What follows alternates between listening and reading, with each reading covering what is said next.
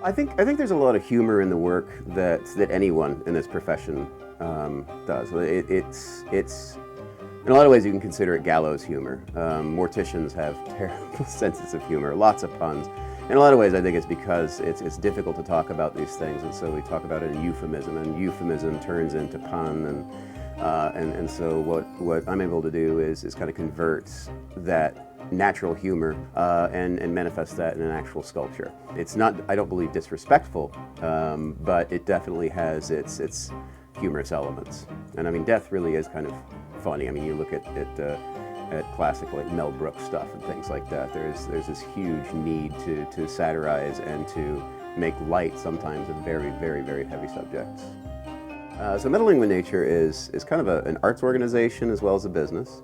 We have two major tiers of that. So one of them is the commissionable art.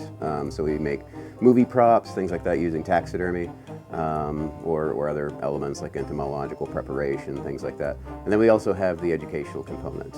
So we go out into the community, do workshops. Still to this day work in mostly roadkill things, like things that I find around the city, things on 275. I'm the guy that, you see a possum that's been hit on your way to work and it's gone in a couple hours. That's me.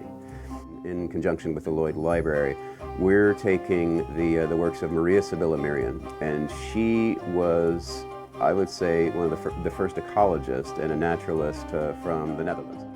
So one of the more popular and fascinating plates that Maria produced is this caiman piece here. So this is a caiman and a false coral snake going at it in battle, and a little tiny caiman there. Obviously the snake is trying to get to the other baby. So this obviously is a more challenging piece to reproduce, but we did manage to find the specimens necessary. This here is the body for this caiman. As you can see, like it really is not. It's not bloody or anything like that. It's obviously when the heart stops pumping, the blood stops flowing.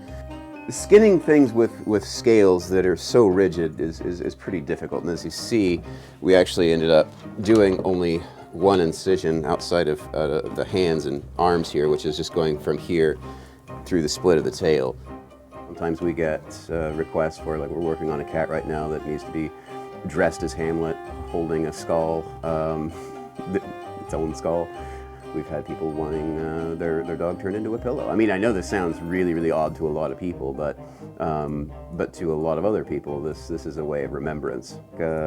Obviously, I feel great sadness if one of my cats die or if a loved one dies. That's terrible, because that's the event. After that, there is something left over, which is the body. I mean, people gain solace by cremation or by burial. Or by preservation. And for me, the preservation was always the most interesting thing.